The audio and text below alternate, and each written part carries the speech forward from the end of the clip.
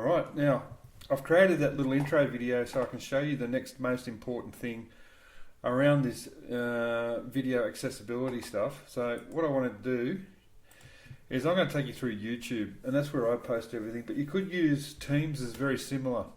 Vimeo I haven't used, but I imagine is very similar again as well. I have a YouTube channel. If you don't have one, you can't use it. You need to create an account. So what we do is we go to our create button and we want to upload a video. So we're going to do that. And it is searching for me. There might be a little downtime in some of this sort of stuff, so I will. Oh, look how slow that's been. That's pretty cool though. There it is. I'm going to select files rather than drag and drop. If I was working on my videos for captioning, if I was working on, geez, I go sideways real quick, don't I? If I was working at work, as in my office, I've got twin screens, and it'd be easy to drag and drop that way. Okay, this is not necessarily going to be a video about how to use YouTube, but I just want to show you some little quick things. And there's going to be, as I said, a break because you don't need to see me loading lots of stuff. So let's see, it's uploading video now. Whilst it's doing that, I'm going to leave the title, video 9 intro, just add a few little things, tips and tricks. Here we go, get to see my wonderful skills as a typist again.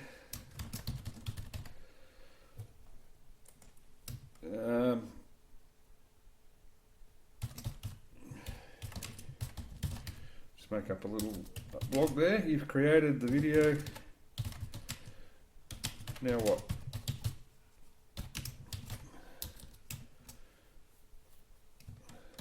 Posting and post-production issues. That matter. Realistically, what I'm talking about for this video is going to be the transcribe stuff and how to actually get around to doing that. So a thumbnail will appear out of the video. I'll just make it up. I'm not doing playlist. Yes, it is made for kids, sort of. Pay promotion tags, subtitles, more. So the more options is really interesting. I do want to add tags. I've been using tips and tricks series. NDCO. This is pretty exciting. You can make up your own. You can come back and adjust them later on too, which I really like. So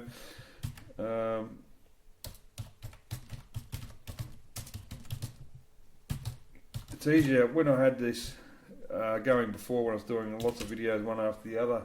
I had them all sort of cut and paste them in there. It was a lot easier. I'm pretty sure there's probably another way I can do this differently, like under the Learn More button. Alright, there's a few. Don't need to keep doing that. It's English subtitles, uploaded subtitles CC. I'm going to click on that a bit later on. I don't need any of that sort of stuff. So there's a lot more you can do if you need to in there. Here's your video link. That'll be interesting. I'll show you a little bit about that around copying as opposed to just embedded code stuff.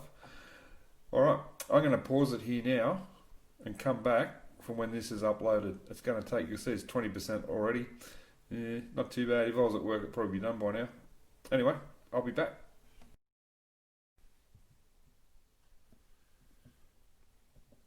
Alright, so the video's uploaded, and this is what the studio looks like in YouTube. So you can see the information I've entered. So what you need to do, the most important thing for anyone to do with video posting in any platform is this, the captioning and making sure that works okay. So I'll go through a little bit of that. So I'm going to go to more options. Shows you a whole bunch of stuff in here. I don't know if there's anything in there private I don't want you to see, but anyway.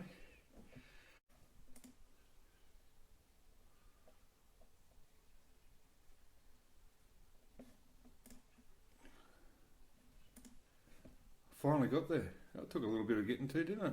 I need to edit it. Listen, there is some video stuff out there. You can just Google this really quickly on how to do subtitles. So sorry about the blanking there. So yeah, okay. So it takes me to this edit page. So I'm going to go edit.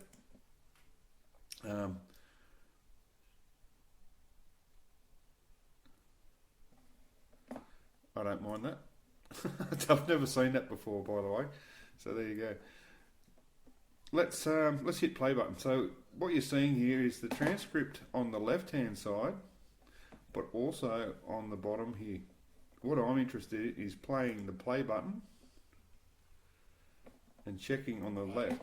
I've still got number 9, which I'm doing. This is it right now, and I'm doing a couple of things. It's a little quick intro for you. Sorry, I'll do that again because I actually hit where I didn't want to hit on the start button there. Let's go again.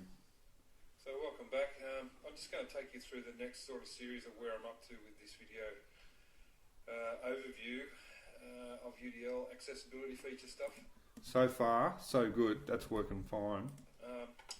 So I've finished all the videos right through to number 8. I've still got number 9, which I'm doing. This is it right now, and I'm doing a couple of things. It's a little quick intro for you, just to give you a heads up on what's happening under this other section where I've got other applications, video, post-production stuff. So, and the second thing is I've included the webcam box in this one. So you've got my head inside the screen capture. Alright, so you see how I started there and it came up with an error. I'm going to take out the V, even though the V was actually correct. That's how I started talking. I'll leave that out.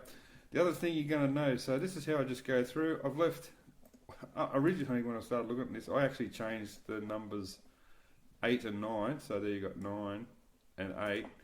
I had numerals in there, so like here, I might just leave that as it is. This is the bit where you can get as fussy as you want or as least fussy as you want. So the first thing you're going to notice... I meant to do this at number 7. Okay, meant to do this at... So a little change there. So you've got to go through every little... Not every little bit, but go through. Where I said I was, I actually forgot to do that. But here it is anyway. So with my extra hair that I'm growing thanks to Corona, in all its glory, I'm going to take you through some really important aspects around. So there you go. I'm not going to take you through all that now. I just want to point out a couple of things. Like I said, you can change and be as pedantic as you want. So I could change those 7 and 8. You could do that. One of the things you will notice is that I haven't paid any attention to grammar, punctuation. Sorry, punctuation is the word I want. So every time it starts a new text box, or just about, it'll go for that capitals. I'm not fussed about that. I'm sure there will be people out there that are. The subtitles are for people who are used to using subtitles to some degree.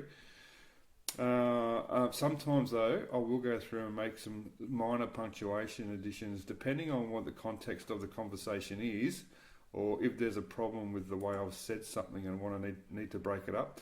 I've also sometimes gone and included a little bit of a brackets and put a description in there if there's something happening. So that's a different subject there. So this one's just captioning. There is you can do subtitles that actually describe actions, which is another subject that I'll link you to later on. But that's it there. You do all these changes, go through it all. Again, I'm not going to do it with you all now because that's just a waste of your time. So let's just hit publish edits, go through. Yeah, I want to publish the existing ones. There you go, it's updated. So I can actually go and do that any time. So I haven't finished that, by the way, so you can see that I hadn't gone through it all. I will go back and finish it. And in that finishing process, it just updates it. It doesn't need a new link or anything else for your movie. All right, let's return to the studio. There you go, subtitles. What I suggest is, though, I will link in a better explanation of how to do the subtitles, because it's actually a little bit tricky to find your way through that, and you probably wouldn't have picked it up from my messy little video there. But I'll go ahead and put these two little videos together and post another one onto the thing link and get on to the next one.